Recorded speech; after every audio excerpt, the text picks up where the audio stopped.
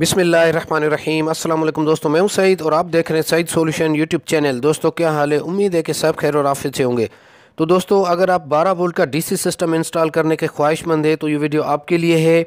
आज की वीडियो में हम सीखेंगे कि एक 12 वोल्ट के डीसी सिस्टम के लिए वायर का, चार्ज कंट्रोलर का, बैटरी का, पंखों का और स्पेशली लाइट्स का इंतखाब कैसे करें। और यहाँ पर भी जनाब कुछ गलतियाँ हैं, मैं उनको हाईलाइट करूँगा तो आप उनको देखिएगा कि आप वो गलती ना करें। अच्छा, इस लाइट के बारे में बता दूं कि जनाब एक आम बल्ब के मुकाबले में ये लाइट 4.5 एम्पेयर कंज्यूम करती है आपकी बैटरी से, जबकि एक ओसाका का 250 रुपये का बल्ब जो कि 1 साल की वारंटी में है वो सिर्फ 1 एम्पेयर कंज्यूम करता है। और यहाँ के अगर बात करें तो 2 AC/DC के हम खुर्शीद फ़ैन लगाएंगे और 2 तैमूर के फ़ैन पहले से लगे हुए हैं, तो यहाँ पर 4 हमारे फ़ैन हो जाएंगे टोटल, और इसके अलावा 5 इसमें बल्ब हो जाएंगे इस तरह के, ये ओसाका के। अच्छा, चारों फ़ैन जनाब एट ए टाइम नहीं चलेंगे, ज़्यादा से ज़्यादा 2 फ़ैन चलते रहेंगे। 4 तो कभी कभार ज़रूरत पड़ती है, दिन के टाइम पे तो 4 फ़ैन चल रहे होते हैं। और अगर प्लेट्स की बात करें तो पहले 2 प्लेट्स 180 वाट की थी और अब 3 प्लेट्स हो गई हैं 180 वाट की। और ये जनाब इस लाइट की हालत आप देखें जो 4 एम्पेयर कंज्यूम कर रही है। और इस वक्त ये जो अभी आप रोशनी देख रहे हैं ये ओसाका के 1 एम्पेयर कंज्यूम करने वाले बल्ब की रोशनी है। तो आप वाज़े फ़र्क देख सकते हैं कि एक चीज़ की पावर कंजप्शन भी ज़्यादा है और रोशनी भी कम है और वो जल्दी ख़राब भी हो जाती है और उसकी वारंटी भी कुछ नहीं। तो इस बारे में मेरा मशवरा आपको ये है कि इस तरह की लाइट से आप गुरेज करें। एक अच्छी कंपनी का वारंटी वाला आप LED बल्ब ख़रीद करें जो कम पावर कंज्यूम करता हो।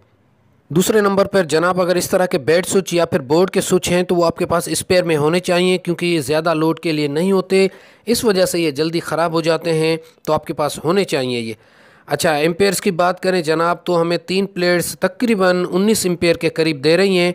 और ये इस वक्त चार्जर लगा हुआ 20 एम्पेयर का, जिसको हम चेंज करके यहाँ पर 30 एम्पेयर का चार्जर अब लगाएंगे। आप भी कोशिश करें कि कम से कम स्टार्ट करें 30 एम्पेयर के चार्ज कंट्रोलर से। 30 एम्पेयर का मतलब ये है कि प्लेट से आने वाले 30 एम्पेयर तक की आपको सपोर्ट देगा और आउटपुट लोड भी आप इससे 30 एम्पेयर का ही ले सकते हैं। और हो सकता है कि हम आगे चल के अपनी प्लेट्स को बढ़ाएं, तो अभी से हम उसकी तैयारी करते हैं। अपने चार्ज कंट्रोलर को इस तरह डिज़ाइन कर रहे हैं कि हमें आगे चल के सिर्फ और सिर्फ प्लेट बढ़ानी पड़ेगी, यूँ ना हो कि आगे फिर चार्ज कंट्रोलर हमें चेंज करना पड़ जाए। तो चार्ज कंट्रोलर के हवाले से मेरी वीडियो मौजूद है, मैं डिस्क्रिप्शन में जितनी भी वीडियोज़ हैं उनकी लिंक दे देता हूँ, आप वहाँ पर विज़िट कर लीजिएगा। उनके प्राइसेस, अच्छे चार्ज कंट्रोलर की प्राइस क्या है और हल्के चार्ज कंट्रोलर की प्राइस क्या है। हल्का चार्ज कंट्रोलर आपको 800 से 1000 के दरमियान मिलेगा और अच्छा चार्ज कंट्रोलर आपको 1500 से 3000 के दरमियान मिलेगा।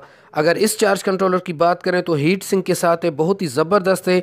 वारंटी इसकी नहीं है लेकिन क्वालिटी के हिसाब से बहुत ही ज़बरदस्त है और इसकी कीमत जनाब 2800 रुपये है और ये 30 एम्पेयर में है। और इसके मैनुअल को आप लाजमी रीड किया करें, इसकी पूरी सेटिंग और सारी तफसील इसमें मौजूद होती है। आगे चलते हैं जनाब। इस चार्ज कंट्रोलर के बाद आती है वायर की बारी।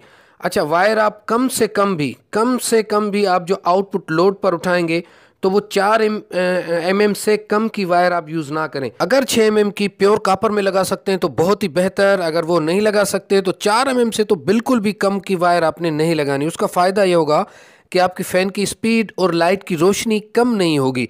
मैं आखिर में एक छोटा सा डायग्राम भी समझाऊंगा आपको, ताकि आपको अच्छे से समझ में आ जाए कि किस तरह आपने लोड उठाना है। और अगर प्लेट्स की बात करें जनाब तो प्लेट्स आपने 3 प्लेट 150 या 170-80 वाट से कम की नहीं लगानी है।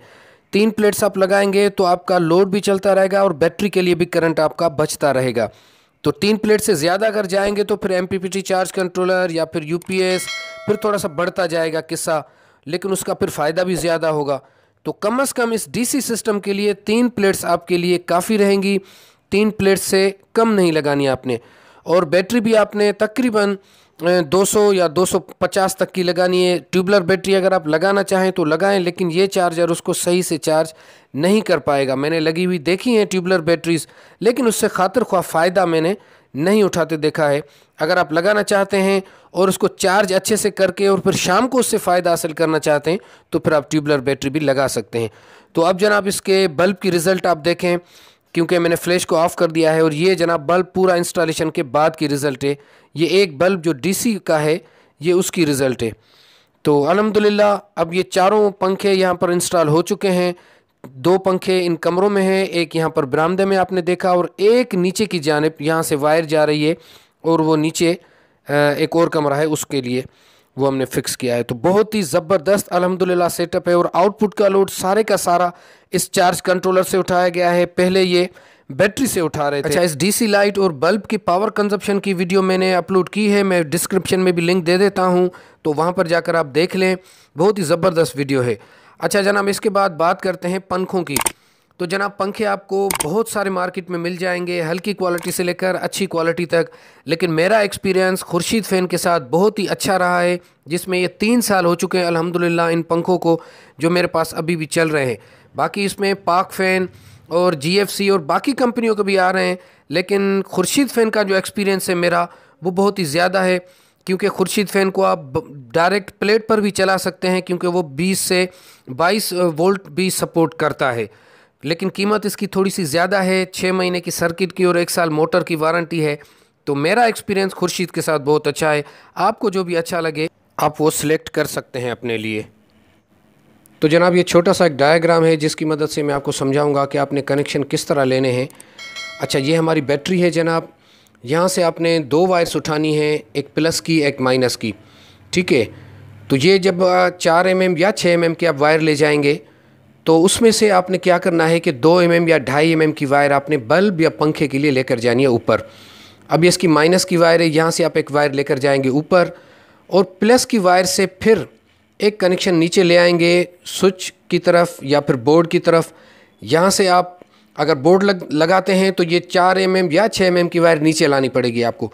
अगर बेड स्विच लगा रहे हैं तो फिर आप नीचे 2-2.5 mm की वायर नीचे लाएंगे, प्लस की वायर स्विच लगाएंगे और फिर उसका दूसरा सिरा आप ऊपर लेकर जाएंगे। अब यहाँ पर आप बल्ब या पंखे में ये कनेक्शन दे सकते हैं।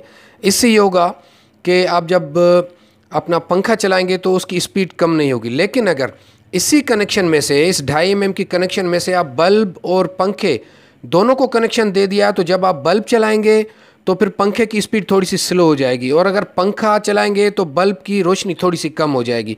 तो इस परेशानी से बचने के लिए या तो आप 6 mm या 4 mm की वायर ऊपर तक ले जाएं और फिर वहाँ से कनेक्शन बल्ब और पंखे को सेपरेट दें, अलग अलग उनको जब आप कनेक्शन देंगे तो उनकी परफॉर्मेंस पे किसी किस्म का असर नहीं होगा। फिर इसी तरह से ये एक कमरा हो, 2 कमरे हों या 3 कमरे हों, उन पे आप 4 mm की वायर्स ले जाएं और वहाँ से फिर 2 या 2.5 mm की वायर निकालें, और हर पंखे और हर लाइट को आप अलग अलग सेपरेट उसको अगर लाइन देंगे तो उससे आपको अच्छे से फ़ायदा होगा। आपकी फ़ैन की स्पीड भी कम नहीं होगी और आपकी लाइट भी कम नहीं होगी। उम्मीद है कि यहाँ तक आपको बात समझ आ गई होगी। अपना बहुत सारा ख्याल रखिएगा, अपनी दुआओं में याद रखिएगा। अल्लाह हाफ़िज़।